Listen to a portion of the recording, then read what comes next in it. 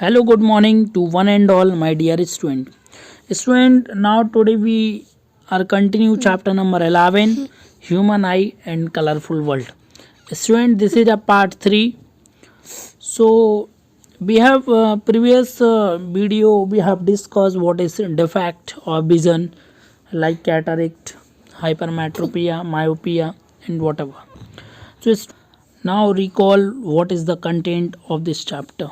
Student, in part first we have cover what is human eye and parts of human eye and their working. And part second some definition about power strength of vision, power of accommodation and different kind of defect of vision and their corrections.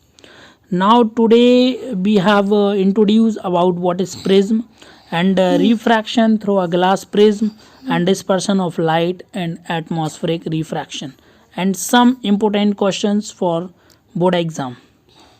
So student, let's see.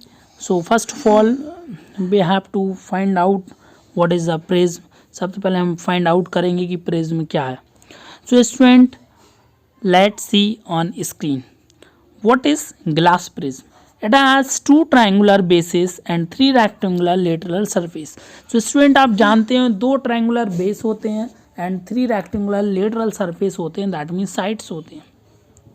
These surface are inclined to each other. ये एक दूसरे से joint होते हैं.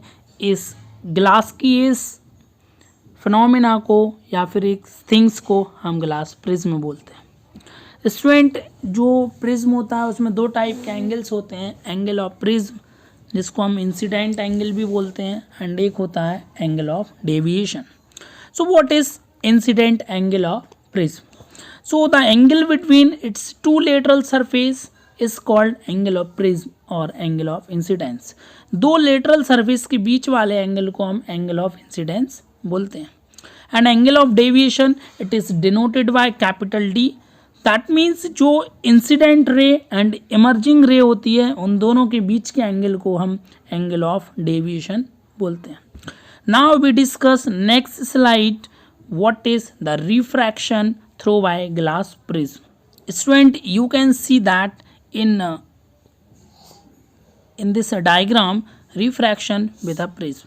So student, आप देख रहे हो जो मोनोक्रोमेटिक लाइट जो वाइट लाइट होती है वो प्रिज्म में जब इंसिडेंट होती है, राइट ना, तो देखिए जब रेयर मीडियम से जब कोई डेंसर मीडियम में कोई चीज़ पहुंचती है तो नॉर्मल की तरफ झुक जाती है.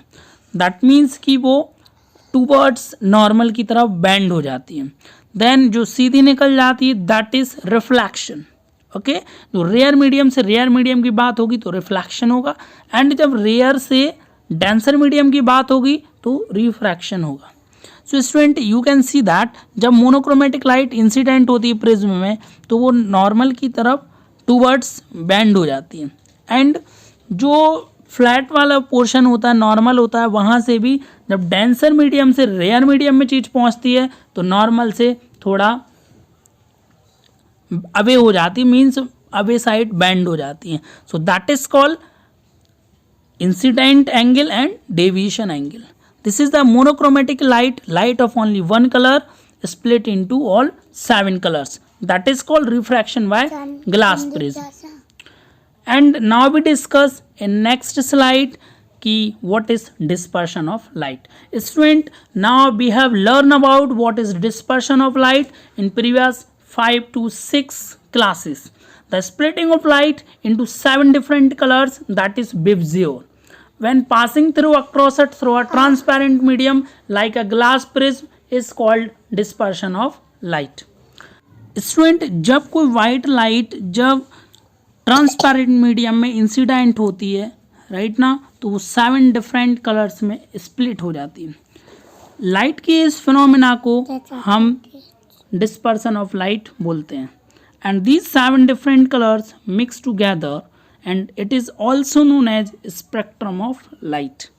That means जब कोई प्रकाश किरण किसी रेयर मीडियम से डेंसर मीडियम में इंसिडेंट होती है तो वो अपने कलर को 7 डिफरेंट कलर्स में स्प्लिट कर लेती है.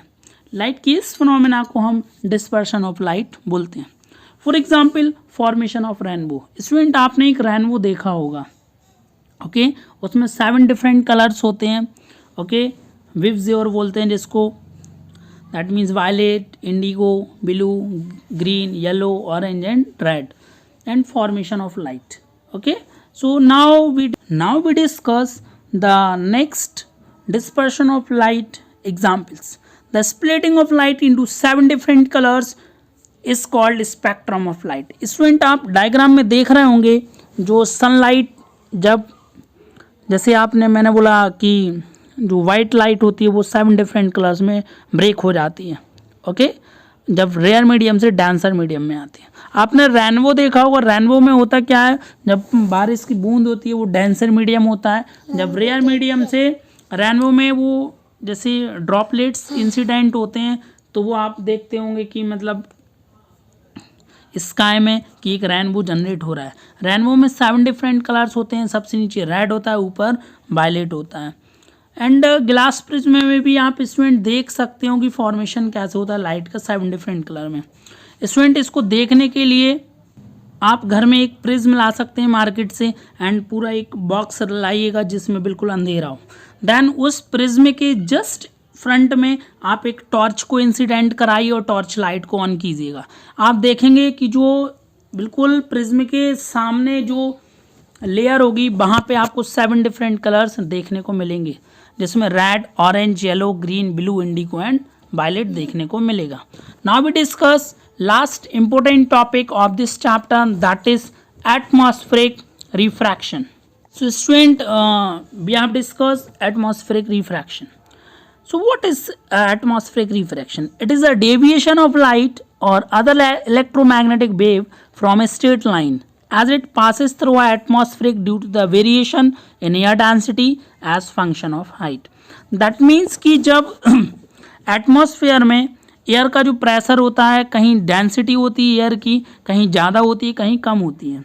दैट्स वाई हम किसी ऑब्जेक्ट को देखते हैं तो उसमें आप जब देखते हैं तो उसकी एयर डेंसिटी में वेरिएशंस होता है, जिसके कारण कोई ऑब्जेक्ट आपको नीचे दिखाई देता है अपनी मेन पोजीशन से, या फिर थोड़ा सा ऊपर उठा हुआ देता है, जिसके कारण ही बहुत सारे हम प्रैक्टिकल एग्जाम्पल देखते हैं लाइफ में, जिसमें फर्स्ट है ट्विंकलिंग ऑफ स्टार्स, कि जब आपको लगता है कि स्टार ट्विंकल करते हैं जबकि ऐसा है नहीं, स्टार अपनी पोजीशन पे रहते हैं। Star is a luminous objects, but जब हम अर्थ से उस स्टार को देखते हैं तो हमें लगता है वो झिलमिलाते हुए दिखाई देते हैं, जबकि ऐसा होता नहीं है, बिकॉज एटमॉस्फेयर में एयर डेंसिटी उस टाइम ज़्यादा होती है तो हमें ऐसा लगता है कि वो ऊपर या नीचे मूव हो रहे हैं, जिसके कारण हमें लगता है वो स्टार ट्विंकल कर रहे हैं। Second one is advance sunshine and delay sunset. आपने देखा होगा स्टूडेंट कि जब सनशाइन होता है एंड सनसेट होता है तो हमें जो सन का कलर होता है या तो डार्क रेडिश होता है, ओके, या फिर ब्लैक होता जाता है। ये सब कुछ एटमॉस्फेरिक रिफ्रैक्शन के कारण होता है। And next one is the star seems higher than they actually are. That means जो स्टार होते हैं वो हमें बड़े दिखाई देते हैं जबकि वो इतने बड़े होते नहीं हैं, क्योंकि सारा कुछ एटमॉस्फेरिक रिफ्रैक्शन के कारण ही होता है। Now student, next slide we have discuss lot of questions. It is very much important for your exam point of view. Let's see. So student, these are the most important question. First one is why do star twinkle, कि जो star होते हैं वो twinkle क्यों करते हैं. Second one is explain why the planet do not twinkle. आपको ऐसा क्यों लगता है कि जो प्लैनेट्स होते हैं वो ट्विंकल नहीं करते. Third one is why does sky appear dark instead of blue to astronaut. Astronaut को जो स्काई होता है वो डार्क दिखता है ब्लू के प्लेस पे. Why does the sun appear reddish early in the morning. क्या रीज़न है सन सुबह सुबह हमें रेडिश कलर का दिखाई देता है. Fifth one is how will you use two identify place so that a narrow beam of light incident on one prism emerge out of second prism as white light. That means आपसे बोला जा रहा है कि आप दो prism market से लाइएगा और उसमें इंसिडेंट कराइएगा वाइट लाइट को. आप देखोगे कि जो फर्स्ट प्रिज्म होगा उसमें वाइट लाइट 7 डिफरेंट कलर्स में हो जाएगी. देन वो 7 डिफरेंट कलर्स आपको सिंगल वाइट लाइट में कन्वर्जन देखने को मिलेगा. It is very much important questions for all exam. Sixth one is, why do we see a rainbow in the sky only after rainfall? क्या reason है बारिश के बाद ही आपको स्काई में एक रेनबो दिखाई देता है. Seventh one is, why is the colour of clear sky is blue? क्या रीज़न है जो क्लियर स्काई होता है, साफ आसमान होता है, उसका कलर ब्लू होता है जब हम अर्थ से उसको देखते हैं, जबकि वही चीज़ एस्ट्रोनॉट जब स्पेस में देखते हैं तो उसका कलर ब्लैक दिखाई देता है. So student, this is overall chapter. We have to complete it. These question write in fair copies, and any doubt please comment on video link, and thank you so much.